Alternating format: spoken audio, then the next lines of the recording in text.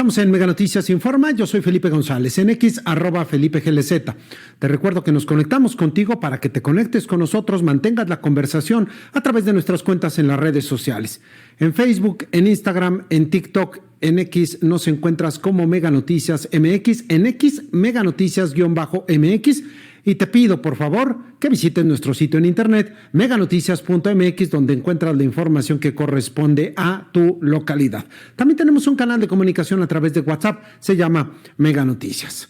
Esta semana la Suprema Corte de Justicia de la Nación confirmó que la Unidad de Inteligencia Financiera del Gobierno Federal podrá bloquear cuentas bancarias por indicios, sin orden judicial y con el objetivo de combatir el lavado de dinero y el financiamiento al terrorismo. Por este tema voy a platicar a partir de este momento con el analista político y económico Víctor Valdivia Moreno, a quien le agradezco como siempre la posibilidad de platicar con Mega Noticias Informa. Víctor, muchas gracias, un gusto siempre platicar contigo. Gracias, Felipe, el gusto es mío. Te agradezco. ¿Qué cambia con esta decisión que ha tomado la Suprema Corte de Justicia de la Nación de permitir que la Unidad de Inteligencia Financiera pueda bloquear cuentas prácticamente sin mandamiento judicial? Para empezar, mira, esto empieza por una cuestión empírica, que la Suprema Corte no tiene ninguna base científica, así empírica, te explico. Del 2015 al 2025, la UIF congeló cuentas por 32,000 millones de pesos, que se congelan y pasan hacia poder del Estado. Y es una cantidad muy grande. A través de amparos en ese periodo, tuvieron que regresar más de 2,000 millones. Y consideró la Suprema Corte de que esto estaba poniendo en jaque y dificultando el trabajo de la UIF para poder hacer las operaciones de prevención de lavado. Entonces hacen esta modificación, con lo cual ya no necesita un juez dar la orden, ya no tienen que demostrar pruebas, ya no tienen que hacer un caso penal. Consideran que ya no es una cuestión penal, sino es una cuestión más administrativa o de carácter legal, más no penal, para poder frenar la operación de lavado. ¿Qué es lo que también está cambiando con esto? Para empezar, el principio básico del derecho universal, del principio de inocencia, de que todo el mundo es inocente hasta que se demuestre lo contrario. Con esto eres culpable hasta que tú demuestres lo contrario. Entonces, eso es lo primero que cambia. Segundo, ya no hay una orden, ya no hay un juicio, ya no hay un juez, ya no hay un aviso previo, ya no te dan oportunidad de demostrar que efectivamente tu dinero es lícito, automáticamente te están congelando la cuenta. Y esto se basa todo en la operación de lavado. Ahora, ¿podría funcionar? Sí y no. Sí podría funcionarte en base a que si tuvieras un sistema legal en el cual pudieras confiar, no en base a que tenemos ahorita muchas dudas porque el sistema legal, al momento que los jueces fueron electos por voto popular y se ha demostrado que hubo manipulación a través del dinero que se filtró para las campañas de los jueces o de los acordeones o de distintas manías que hicieron para poner jueces a modo, entonces queda la duda de si realmente estos mandatos se van a hacer. Ahora, la UIF lo va a poder operar sin preguntarle a nadie. Y también viene la pregunta, ¿la UIF realmente lo va a utilizar para lavado de dinero o para presionar a cuestiones políticos o empresariales? Actualmente tiene el problema de Hacienda, es que tiene ahorita golpes muy fuertes, no tenemos suficiente capital para cubrir y hay un fuerte saldo negativo en el balance general de cuentas. En otras palabras, al gobierno se está quedando corto, por eso se están endeudando. Y ahorita hay una presión fiscal muy fuerte. Recordemos que solamente la mitad de la población que está trabajando paga impuestos. Y son a ellos que se les está golpeando durísimo. Y si no, preguntan ahorita con la declaración anual, ¿cómo estamos? Entonces, esto de que se está avisando, estas alertas ponen en jaque a muchas personas que dudan que realmente se va a utilizar solamente para el lavado, que consideran entonces ya nadie es inocente, todos somos culpables y es nuestra obligación demostrar lo contrario, y al mismo tiempo consideran algo que siempre fue un castigo, porque suspender tus activos, retirarte tu dinero e impedir que puedas operar dentro del sistema financiero es un castigo aquí y en China, pero que se están convirtiendo como no es un castigo, es solamente una operación administrativa, deja mucho que desear. Dime. ¿Cuáles son los riesgos de que la autoridad tenga esta nueva facultad, Víctor? Un ejemplo muy sencillo. Tú das una nota que no le gusta al Estado. Cubres a las madres buscadoras o alguna nota que al Estado no le gusta, tú, como Felipe González. Y de repente dice el Estado, híjole, ¿cómo le hacemos? Suponemos que el señor está ligado de alguna manera al lavado de dinero, aunque todo tu ingreso sea por salario. Y en lo que tú demuestras que es por salario, te congelo la cuenta.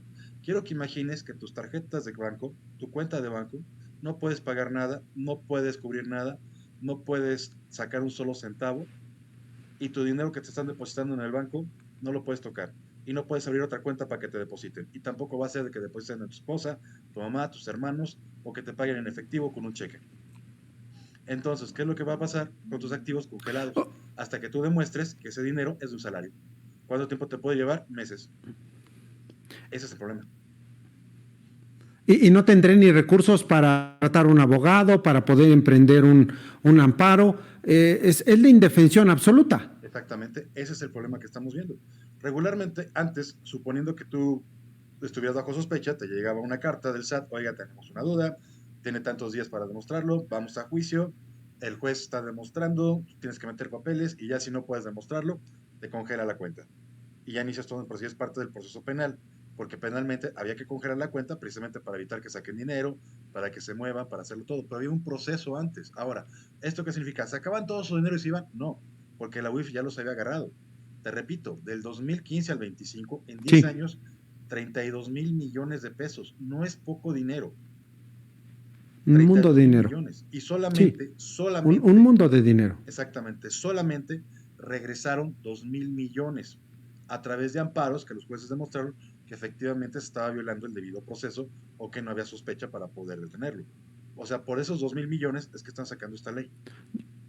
Y sí, dejan en mucha defensa, Sí. completamente Yo iba a preguntar, indefensa. Víctor, Dime, dime, por favor. sí, yo iba a preguntar cuáles eran esos criterios, cuáles eran esos indicios que podía tener la unidad de inteligencia financiera para emprender una medida de este tipo, pero por lo que nos explicas, los criterios o los indicios son completamente discrecionales. Sí, porque aquí automáticamente se maneja en montos, origen del dinero, facturaciones, asociaciones, etcétera. Puede ser desde simplemente por los montos. No es que este señor está recibiendo montos. Mira, regularmente a un banco cuando lo capacitamos, yo capacito a gente en prevención de lavado, a bancos e instituciones financieras, Sí. llevo más de 5 años capacitándolos, y por ejemplo, algo que les debamos, si están depositando en efectivo más de ciertas cantidades, automáticamente prende el foco rojo porque eso ya es de riesgo de lavado. Vamos, imagínate, nomás imagínate que de repente llega una persona, el señor X, y deposita el lunes 5 millones de pesos en su cuenta, y el martes 2 millones, y el miércoles 4 millones. Automáticamente el banco ahí tiene que prender el foco rojo, decirle a Comisión Nacional Bancaria de Valores, la comisión al SAT, y el SAT a la UIF de, oye, este señor está depositando en efectivo, y empezamos a ver qué está pasando, porque esas cantidades tan grandes si es de dudosa procedencia. Y te juro, en la práctica profesional, que yo sí he visto gente que deposita 5 millones a la semana o al día, en efectivo. Sí los hemos encontrado. No los conozco en persona, pero sí sé Uy. de los casos. Sí he sabido. Y eso para empezar. O de repente tienes un negocio como ¿Qué una... tan eficaz es? Dime, dime. ¿Qué No, tan no, eficaz? sí, sigue, por favor, por favor. O hemos tenido casos, por ejemplo, de negocios que ponen uñas o de empresas que lavan coches o que venden carros usados, que lavan cantidades de dinero impresionantes y cuando tú vas no hay nadie. O de repente había una empresaria que me ¿Mm? acuerdo que ahí sí me tocó ver y asesorar por parte de la autoridad, cuando yo era parte de la autoridad, que de repente la señora tenía más de 100 negocios que ponían uñas por todo el Estado de México.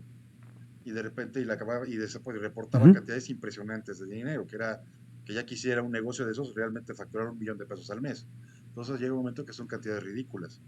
Ahora, de que qué tanto pueden funcionar estas operaciones de prevención, sí funcionan bastante, porque son órdenes Sí. internacionales que han surgido. Vamos, México firmó tratados internacionales en materia de prevención y pertenece a la DGA, inclusive a la Dirección General y todos esos elementos internacionales. Inclusive una mexicana precede el principal órgano internacional de prevención del lavado de dinero a nivel mundial.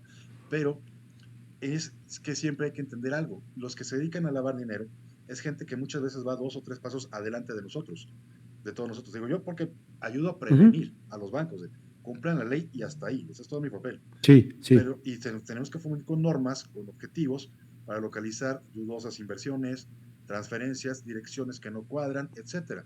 Es como, por ejemplo, algo que hemos hablado mucho con ustedes en un programa, en distintos programas, que de repente llegan remesas por más de $500,000 a un pueblo perdido de Oaxaca, a un señor que nadie conoce y llega el dinero ahí. Ujú. Eso sería riesgo de lavado Ujú. automáticamente y la Sí. comisión tiene que prender los focos rojos.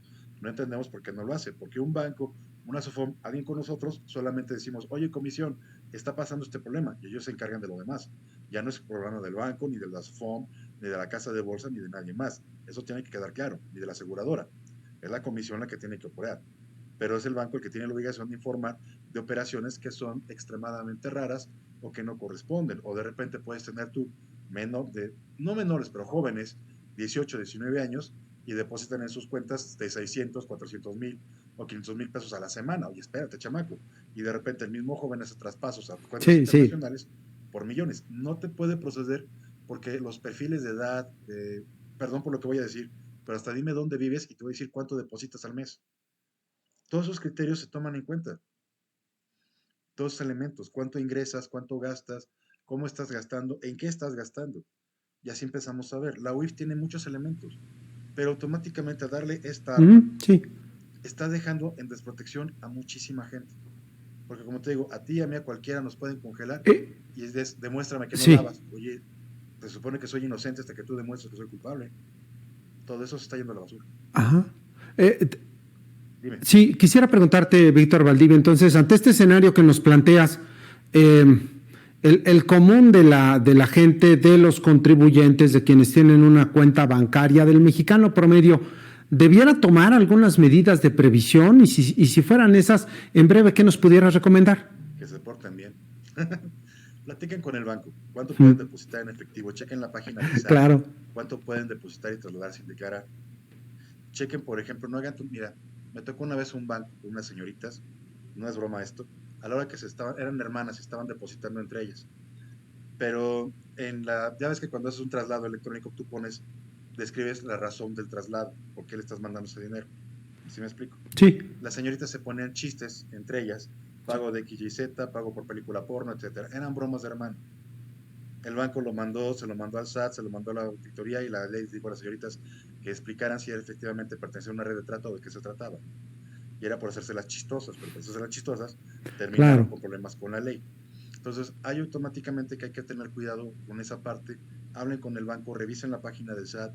Con todo gusto, si quieren, más adelante podemos sacar unas líneas de qué es lo que hay que hacer para evitarse problemas y apegarse a derecho. Pero sobre todo esa parte, consulten la página del SAT, vean cuánto pueden depositar, cuánto pueden estar retirando, cuánto pueden estar moviendo, los depósitos entre cuentas, cuánta cantidad puedes hacer, cómo hay que declararlo y cómo hay que avisar en las cuestiones de las declaraciones trimestrales para evitarse problemas. Apegarse a derecho, porque es lo que nos queda.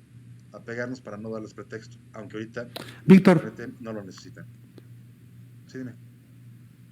Víctor Valdivia Moreno, analista político y económico, muchas gracias por platicar esta mañana con Mega Noticias Informa y ilustrarnos sobre el asunto. Muchas gracias. Gracias a ustedes. Hasta luego. Gracias. Muchas gracias a Víctor Valdivia. Casi Gracias, 7 Víctor, de buen cada día. 10 sinaloenses piensan